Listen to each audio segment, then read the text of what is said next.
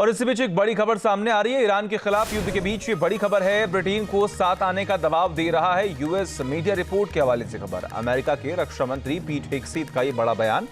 London पर missile attack कर सकता है ईरान। पीट हेगसेथ ने इस बात का जिक्र किया।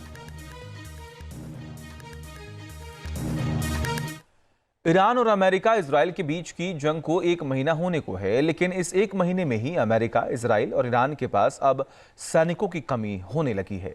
इस कमी को पूरा करने के लिए जो रास्ते अपनाए जा रहे हैं उसने पूरी दुनिया को हैरान कर दिया है। देखिए।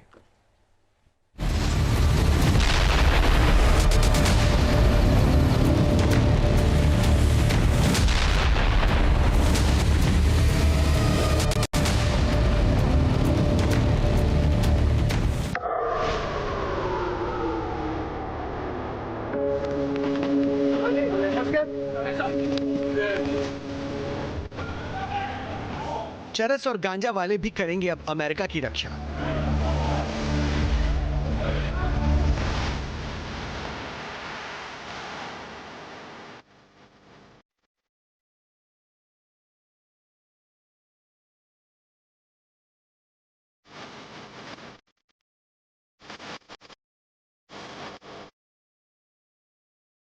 बारह साल के मासूम लेंगे अब खामनेई की मौत का बदला।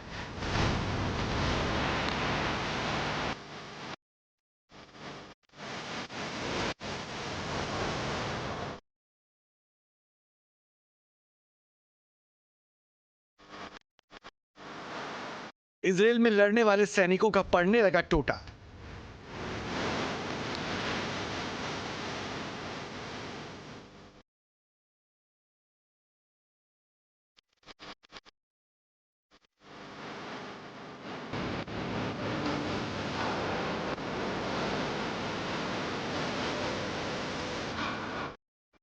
आसमान से आग बरस रही है और समंदर की लहरों पर युद्धपोत नाच रहे हैं।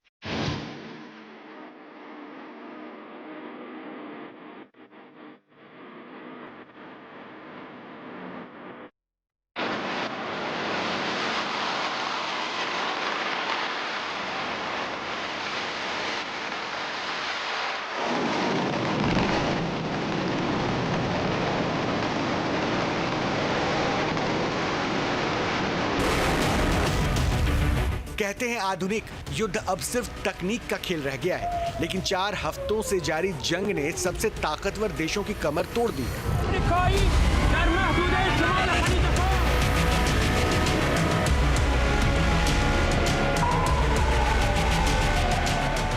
दावा किया जा रहा है कि अमेरिका, इजराइल और ईरान तीनों ही मुल्कों में सैनिकों का टोटा पड़ गया है। हालात इतने बदतर हो चुके हैं कि अब सेना में भर्ती के वो नियम बदले जा रहे हैं जिन्हें कभी पत्थर की लकीर माना जाता था। कभी अनुशासन और फिटनेस के लिए जानी जाने वाली अमेरिकी सेना अब एक अभूतपूर्व संकट से गुजर रही है।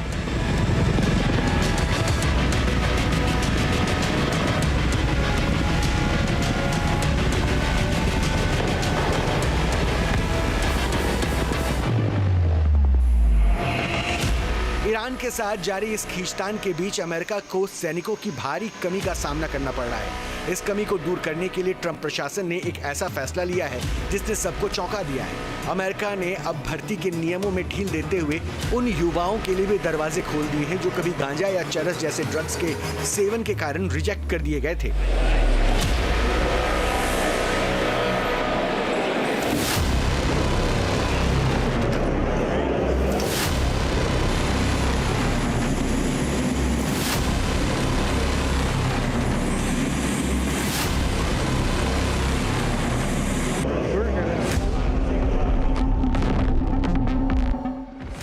ड्रग टेस्ट में फेल होने वालों को अब सीधे बाहर नहीं किया जाएगा।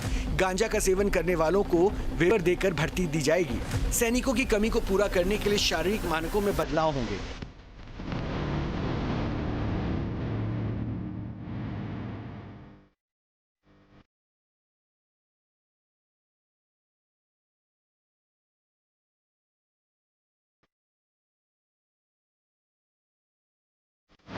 जानकारों का मानना है कि अमेरिका के पास तकनीकी ताकत तो है, लेकिन ईरान के खिलाफ एक लंबी जमीनी जंग लड़ने के लिए लाखों सैनिकों की जरूरत पड़ सकती है।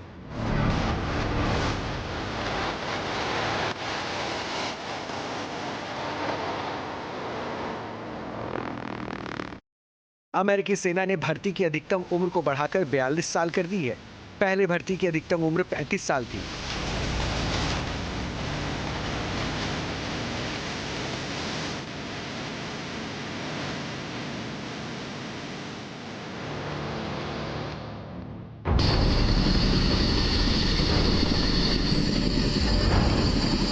हाल के दिनों में अमेरिका ने करीब 2000 पैराट्रूपर्स और करीब 4500 मरीन सैनिकों को मिडिल ईस्ट की तरफ रवाना किया है।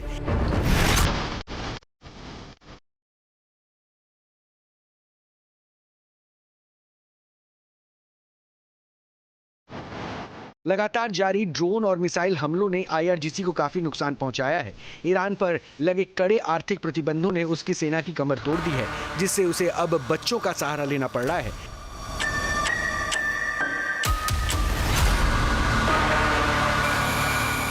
सिर्फ अमेरिका और ईरान ही नहीं बल्कि अजय माने जाने वाली इजरायली डिफेंस फोर्सेज आज एक ऐसे दुश्मन से लड़ रही है जो सीमाओं पर नहीं बल्कि उसके अपने ही सिस्टम के भीतर है। हमास, हिजबुल्ला और ईरान के साथ मल्टी फ्रंट वॉर लड़ते हुए इजरायल अब सैनिकों के गंभीर अकाल से जूझ रहा है। आलम यह है कि खुद आईडीएफ चीफ ने चेतावनी दी है कि अगर जल्दी सैनिकों की संख्या नहीं बढ़ाई गई तो इजरायली सैन्य तंत्र ढह सकता है।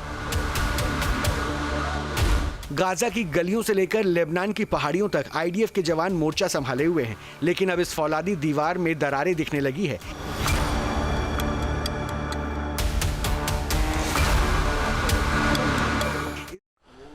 ईरान की अमेरिका को बड़ी धमकी, हमारे पास 2 साल तक का मिसाइल बैकअप है, हर महीने 100 मिसाइलों का उत्पादन। ईरानी मीडिया का ये दावा है कि आईआरजीसी ने दावा किया है कि 1 लाख ड्रोन उसके पास मौजूद हैं और पहाड़ों के नीचे मिसाइल सिटी में घातक मिसाइलें हैं जो जमीनी युद्ध के दौरान अमेरिका के लिए बहुत घातक साबित होंगी। मिडिल ईस्ट की जंग में हॉर्मुज स्ट्रेट सबसे बड़ा फ्लैश पॉइंट बन चुका है। ईरान और अमेरिका के बीच ये इलाका जंग का रुख मोड़ सकता है। इस वक्त बारूदी सुरंगों को बिछाकर ईरान ने हॉर्मुज को तैरता ताबूत बना दिया है, लेकिन अमेरिका हॉर्मुज के समंदर में रोबोट आर्मी उतारने की तैयारी में। देखिए,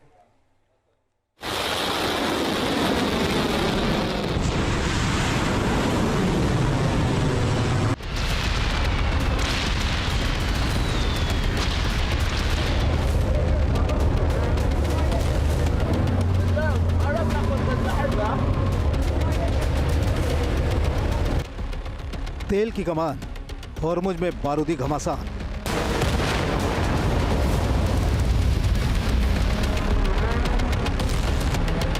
बौखलाया ईरान, समंदर में विनाशक संग्राम।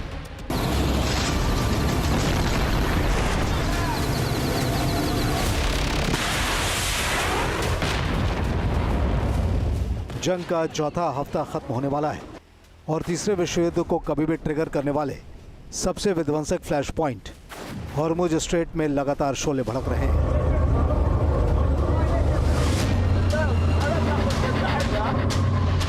हॉर्मुज स्ट्रेट से सिर्फ तेल के विशालकाय टैंकर नहीं गुजरते, बल्कि इसकी बदौलत कारोबार की दुनिया की नब्ज धड़कती है। ईरान ने इस नब्ज को अपने काबू में कर रखा है।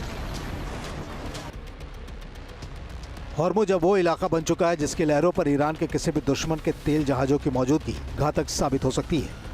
ईरान ने हॉर्मुज के उथले पानी के नीचे बारूदी सुरंगों को बिछाने की धमकी को अंजाम दे दिया है। अगर हॉर्मुज में ईरान की इजाज़त के बगैर किसी भी जहाज ने दस्तक देने की हिमाकत की तो बारूदी सुरंगों के साथ मामूली टक्कर से भी उसके परखच्चे उड़ जाएंगे। इस वक्त कोई नहीं जानता है कि ईरान ने हॉर्मुज स्ट्रेट में कितनी नेवल माइंस बिछा रखी हैं, लेकिन अमेरिकी मीडिया की रिपोर्ट के मुताबिक ईरान ने कम से कम 1 दर्जन माइंस बिछाई हैं। ओपन सोर्स इंटेलिजेंस का दावा है कि ईरान ने महाम 3 और महाम 7 माइंस का ट्रैप हॉर्मुज में तैयार कर लिया है। ये माइंस समंदर में आधुनिक हथियार हैं जो तेल टैंकरों और कमर्शियल जहाज़ों को जल में ही अग्नि समाधि दे सकते हैं। महाम 3 माइंस मैग्नेटिक और सेंसर सिस्टम का इस्तेमाल करती है, जबकि महाम 7 समुद्र तल पर बिछाई जाने वाली लिम्पेट स्टाइल की माइंस है जो सोनार को चकमा दे सकती है। दोनों माइंस ऐसे सिस्टम से लैस हैं जो नज़दीक से गुजरने वाले जहाज़ों का पता लगाकर चंद सेकंड में ब्लास्ट को ट्रिगर कर सकते हैं।